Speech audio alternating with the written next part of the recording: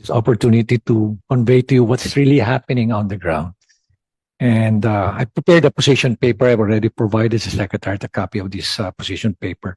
And this is a reflection of the sentiments of many of the mayors, both in the cities and municipalities, Madam Chair. But let me first start with this quotation from no less than Justice Marvick Leonen. Ma'am, please give me about 6 minutes po. Tatapusin po kagad. Please go ahead. Sabi ho ni Justice Leonen, the power to spend is an executive constitutional discretion, not a legislative one. In the local government, we laud the national government's effort and appreciate its intention to provide financial assistance to low-income families and individuals. While ACAP seeks to accomplish that, it is mired with irregularities which defeat its purpose. And I'm here today to inform you of the pressing challenges and loopholes that hinder its effectiveness.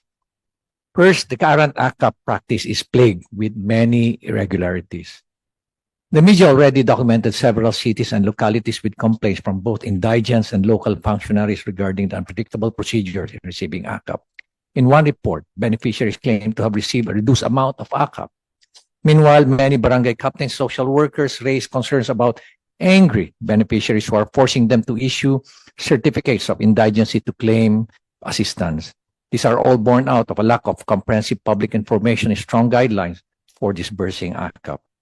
Currently, the barangay issues a certificate of low or no income to avail of the program. Unfortunately, barangays do not have the tools to measure if the client belongs to low or no income. Barangay officials can certify that individual is a resident of the barangay. Yes. We recommend that the CC Social Welfare prepare and issue the certifications to improve the process. CSWD or the MSWD is better prepared to assess the client's level of well-being. Besides, they are well-trained on the National Household Targeting System or yung tinatawag po nating listahanan. Second is the weak transparency and data sharing mechanism. I urge our lawmakers and national agencies to examine and establish transparent data sharing mechanisms for ACAP.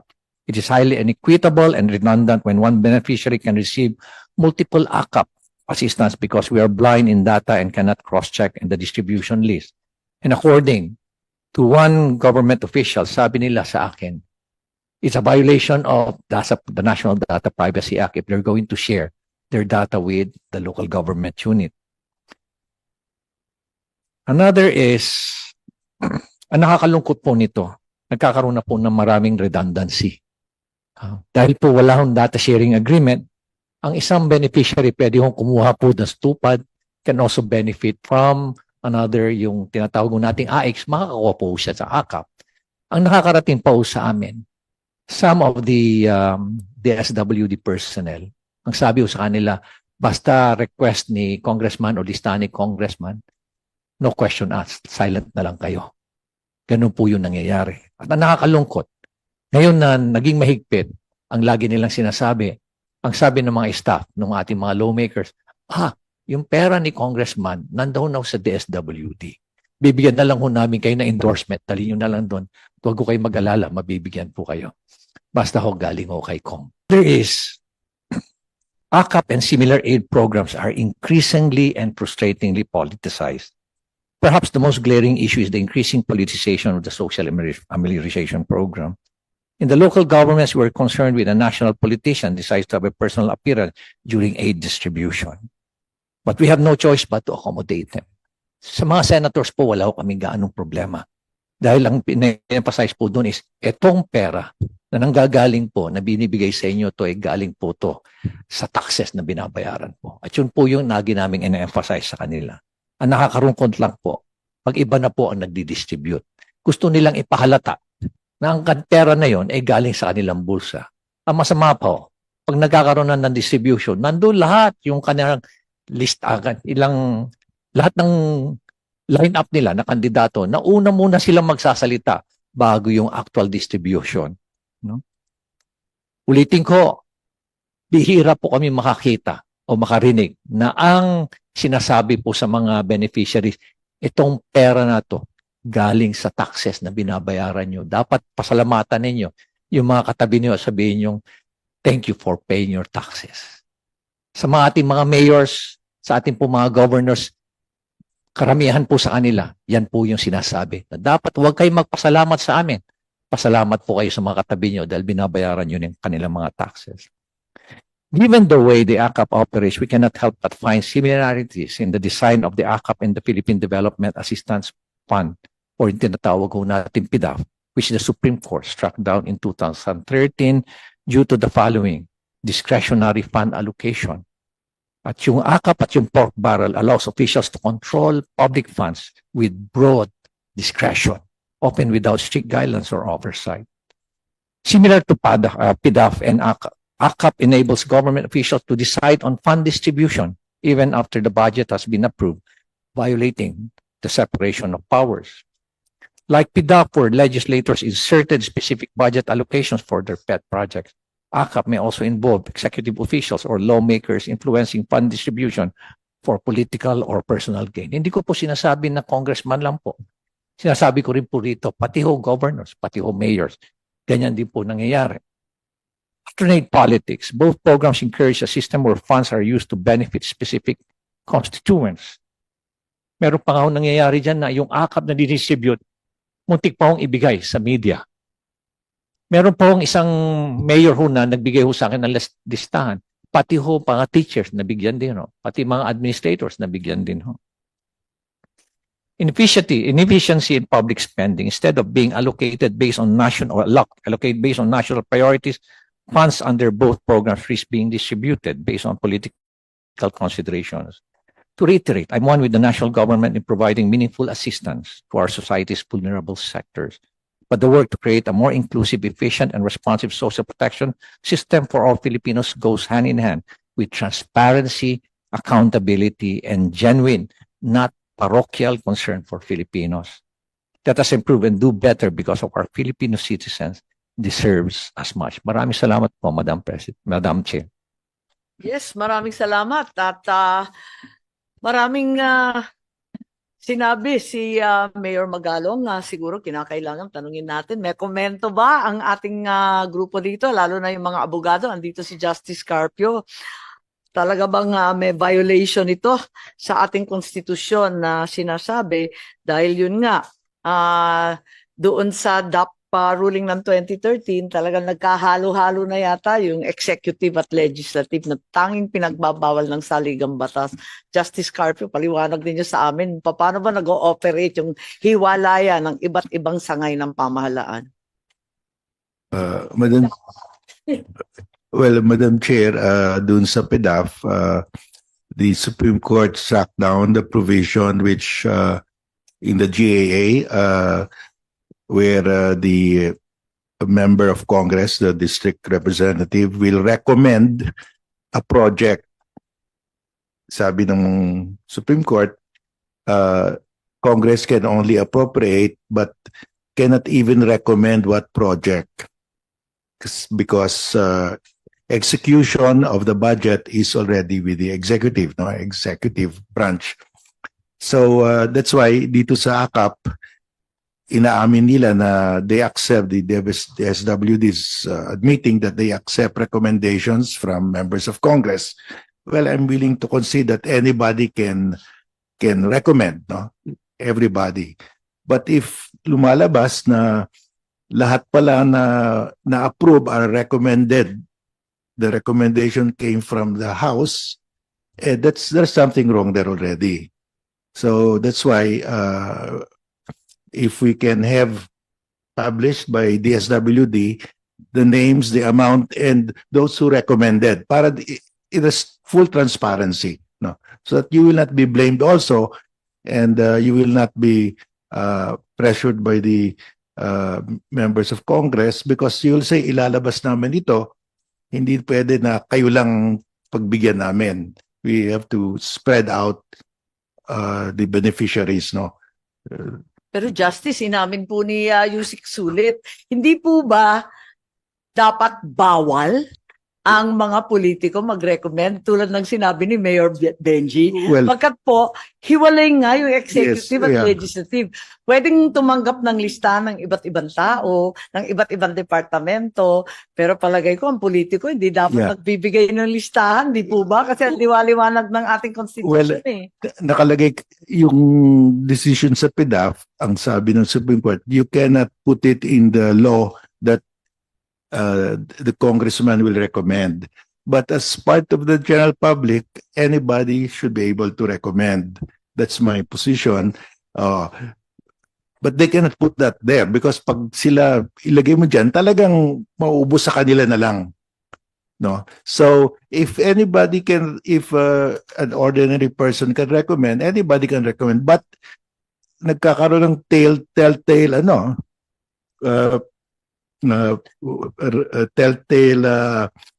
paper trail kung lahat na lahat na na-approve na beneficiaries recommended by congressman. Yun, iba na yon. Even if it's not in the law, but in practice, yun ang ginagawa nila. So I think that's a violation also. So that's why I'm recommending, Madam Chair, that i-publish na lang nila yung list of beneficiaries, the amount, and sino yung nag-recommend. pati yung amount ang sinasabi ninyo. Yes, kasi sa India, turns out that the beneficiary received less than the amount stated. Ang dami That's nag-complain. Ganon din dito, maraming Kaya nagsasabi nga, na nabukulan daw sila. Naku po, ano ba yan? Yeah, Nagpalakasan na, nagkakanakawan pa. Tama ba yun? so that's why to protect also our friends in the SWD so they will not be charged, you should agree to full transparency. That's the recommendation by congressmen and other politicians of names. Does that not constitute post-enactment control, which is prohibited? Din eh. Yes, but this one is the general public makes a recommendation at saka it's not in the law. It's not in the law at saka Anybody can really recommend kasi Opo. but they are not obliged. And if they don't follow the recommendation of the congressman, only let's say 20-25%, I think that's fair enough na you are taking into account the recommendations of everybody. Pero pag majority are recommendees of congressmen, may problema tayo. si Mayor Benji maraming masasabi kasi nakikita namin yung pagbibigay ng tulong, ma-attend naman na yung mga opisyal, tama naman yun, pero hindi tayo nakikialam doon sa listahan. Kasi talagang binibigay yun na nakakaalam.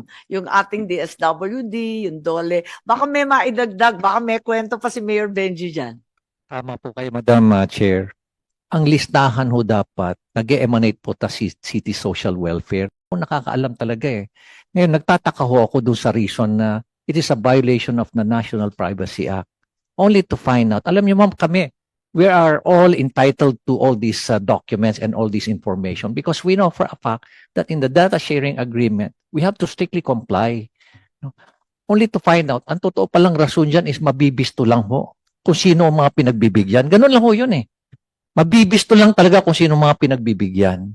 Kaya tama ho, I'm completely aligned with the proposal of Justice Garfield. Bakit tinatago kung sinong tinulungan? Yun ang tanong, di ba? Dapat baliktad eh. Buti nga, nakatanggap eh. Tingnan mo, tinutulungan. Ma'am, kasi Kung ma'am, tamang ginagawa, ipagmamalaki mo pa. yes ma'am. Tama ho kayo ma'am. Pero mas importante sa akin ay supporter ko yung bibigyan ko. Ganun ma'am ang marami pananaw tayong ng mga... Ba eh, opposite. Yes ma'am. Paano ba yon? So sa implementation, yung actual, DSWD, alam namin na kayo napapag-utusan kung minsan. Paano ba yun? Ano ang magagawa nung CSWD, MSWD, siya ay empleyada diyan sa mayor, sa gobernador, sa congressman at kung sino man. Ano naman ang gagawin ng hamak na DSWD? Thank you po for kay Mayor Magalong. Kanina nalimutan ko o hindi ko nasabi na may role din yung local social worker LSWD o either in the city or provincial or the municipal level kasi sila rin yung isa sa mga accepted documentary requirements is the certification from the social worker na qualified ka. So there you can, exercise that role. So sa amin kasi, on the part of policy and planning, tinitinan ho namin paano magkakaroon ng magandang guidelines. Of course, there will be kinks in the implementation. Kaya nga po yun ng these interagency guidelines, yun sana yung hope na ma-address yung ganong kind of implementation issues. Pero sa guidelines po, may role po yung city municipal social worker in the vetting of the qualified individual. Nakatista yan, pero ano ang realidad? Ano naman gagawin nun? Kung na-pressure ng kung sino-sinong malalakas at makapangyarihan. Chair, ulitin ko lang yung lahat, kahit po kanino manggaling yung listahan, walk-in, in the end po, ang nagdi-determine kung sino yung qualified, DSWD po. So, hindi po porket, ito, ni-refer ka ni X, O, ni Yusek Y. Sulit, ang dami-daming nagre-reklamong MSWD sa amin na talagang nahihirapan sila, naiipit sila. Ma'am, mayroon pong bago rin na provision dito. May hotline, katulad ng sinasabi na may tarpaulin po kaming nilalagay. Ang ayudang natanggap ninyo ay para sa inyo lamang, walang kaltas, something like that. So, lahat ng payout namin, Yung pagpipili ng beneficiary at yung halaga na ibibigay, ano naman ang laban ng MSWD? ma'am, we always believe na yung part po ng profession ng social worker is to assess. So, basta yung assessment ni social worker, it's an exercise of his or her professional Paano opinion. sasabihin, tatanggalin kita sa trabaho? It can be sa grievance mechanism po na nilagay namin. Ganyan, pag hindi sumusunod, biglang tinatanggal. Sa guidelines lang po, ma'am, insofar as Yun nga, pero yung efficient. realidad, syempre may batas, tinitignan natin ang batas, tinitignan natin ang guidelines at IRR. Titignan rin natin yung realidad, yung nangyayari. Paano natin ipagtatanggol yung mga MSWD? Ma'am, we welcome po yung ganyang kinds of grievance or complaint Pero, para we can address. Kahit marami ng reklamo tungkol dyan, nagmumula hindi lamang sa MSWD, marami ng reklamo mula sa mayor, barangay kapitan, congressman, senador, dami-dami ng reklamo. Kung may grievance mechanism kayo, meron na bang naisaayos? May nasagot kayo sa dinami-dami ng reklamo? We can Asan submit, yung ma'am. grievance mechanism ninyo? We can submit, ma'am, the grievance mechanism dati-rate is through our integrated grievance redress mechanism system or through Pero our ito PACT. sa AKAP, sa dinami-dami ng reklamo, nabunyag sa media, na sabi dito sa Senado mismo, meron na ba kayong natugunan? Ma'am, I have no personal knowledge kung Wala pa, nagtanong ako eh. as of last time kasi, ma'am, ang tinanong namin, mayroon bang grievance na natanggap sa AKAP? Ang initial answer sa amin is wala, sa AX meron. So, Yata, ang so that's why dami-dami yata. we welcome those kinds of grievances so Ang that we lagi can improve our ko sa performance. lang. Ang laging reklamo sa AKAP kung sino-sinong nabibigyan. Aminin natin. So, alam mo, maganda naman na sabihin natin perfecto yung isang batas. Kapag yung implementasyon walang kwenta, talagang nahihirapan rin tayo, hindi rin tama. May papel ba ang LGU sa ating paglilista at pag-i-implement? Ma'am, gaya po na nasabi kanina, since anyone can refer, if it comes from an LGU, then that's their participation. The vetting is on the DSWD. Because narinig ko rin na ang DSWD sasabi na pinapakialaman daw ng mga barangay kapitan, pero sabi naman ng kapitan, tinatanong daw ng MS at ng CSWD kasi wala silang kaalaman, di naman sila makakaikot ng lahat ng barangay. Halimbawa sa Baguio, kalayo-layo ng ibang barangay sa ating Cordillera, abay, hindi mo mapupuntahan ng bawat isa sa syudad siguro, pero dun sa mga bulubundukin, mahihirapan ng isang MSWD, ilan lang naman sila sa opisina. So, inaasahan ba ninyo na yung mga LGU makikilahok din dyan? O may papel ba dapat ang LGU? Ang position po ng department, as expressed ni Secretary, yung pong mga LGUs, we treat them as partners. So, lahat po ng gustong humingi ng tulong ng DSWD, pinagbibigyan po namin ayon sa aming guidelines. So, yun po yung Marami kasing position nagsasabi ng na DSWD. sinusuway ninyo yung barangay. Samantalang yun naman ang maaasahan ninyo. Not at na- all true, ma'am, na inaano namin, we do not, kung meron pong ganyang mga reklamo, we can accept that. Diretso po kay Secretary Gatchalian. So, but wala po kaming monitor na ganyang nare-receive po sa Sabi aming niya, integrated balik- grievance. Dyaryo, sa social media, sa dinami-dami ng reklamo, wala kayong inaksyonan. I will check, ma'am, with our crisis intervention unit kung meron, and we will submit to the committee kung ano man ang na-receive, Yung crisis natanggap. intervention ninyo, punong-puno na sa mga problema ng pamilya. Hindi na nila kakayanin yun. Sila po kasi mamang implementing arm namin dito sa aming protective service. Mayor Messi, sinasabi kayo, si Mayor Benji nabanggit yung risk of corruption. Ano ang masasabi ninyo dyan? Aside from corruption, itong ayaw na ayaw nating mga dakilang Ilocano, inefficiency in public spending, linulustay ang pera ng bansa, bakit po may corruption? Yung sa vote buying po or paano po ba? Ma'am, napakalawak ko nung ginagawa ngayon. Ibig sabihin mo, ma'am, lalo ho silang gumagaling. Ano? Lalo ho silang gumagaling kasi tuwing natatakpan, very creative sila, very innovative sila. Nagkakaroon sila lalo ng mga paraan kung paano magkaroon ng workaround, ma'am, sa mga projects. Pero matindi, ma'am, talaga rito sa aside from the project, in another source of corruption is itong funds na ganito, ma'am, na nasa discretion nila. According sa ibang mga mayors, nagugulat sila na ang pinirmahan ng mga beneficiaries blank kasi sa dami, ma'am, pipirma na lang. Only to find out na ang naibigay sa kanila 3,000, mababalitaan na lang nila 5,000 pala yung nilagan. Pero sa dami, ma'am, pipirma na lang.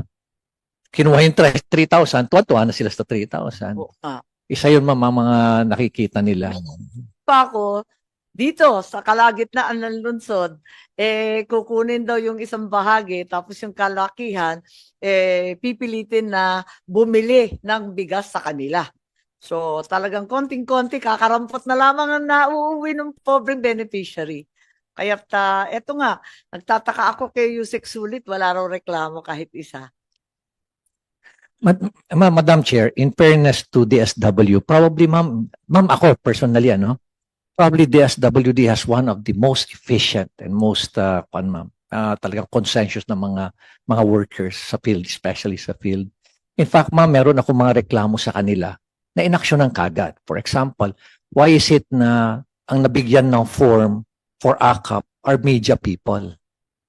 Inaksyon naman ng kagad naman ng DSW. Siguro hindi na lang umabot sa central office. Tama nga. Pero sila rin mismo ang nagsasabi sa akin kung anong nangyayari, ma'am, na kuminsan hindi na lang sila umimik, tumatahimik na lang sila dahil baka malasin sila o kaya mapagalitan yung kanilang mga boss, kaya hindi na lang sila umimik. Kaya nga, nakakatakot nga. Naawa nga ako dyan. At si Justice Carpio, may idadagdag yata Yeah. sa atin. Madam Chair, may I ask if it's acceptable to the DSWD to publish the list of beneficiaries, the amounts, and those who recommended? Ay, oo nga, nakalimutan natin. Sagutin pala ninyo yung suggestion ni Justice Carpio. Chair and Justice, we see the value in putting that, but we will revert to the committee and inform our principals on this. But we've heard very much the reason why that is being requested and recommended. May karagdagan akong request, sana before distribution. Para magkaliwanagan. Ma'am, madali lang siya sa papel. Sa implementation, it's really difficult. So, Kaya tinatanong ko. Kaya nandito si Mayor, ako nanggaling rin ako sa LGU. Kaya kabisado ko nang kung minsan yung utos galing sa Manila, ibang-iba ang nangyayari sa field. Awang-awa kasi ako sa mga DSWD, minsan naka-backpack lang, milyon-milyon ang dala, nakikisakay lang, nakikiangkas lang sa motor, wala nga sasakyan eh. Kinakabahan ako sa mga bata eh. Mga casual pa sila, job order lang yung mga yan. Mamaya, mapinsala sa daan kung sino kumuha ng pera. Talaga nakakakaba. Alam ko, ino-improve na yung sistema ng DSWD.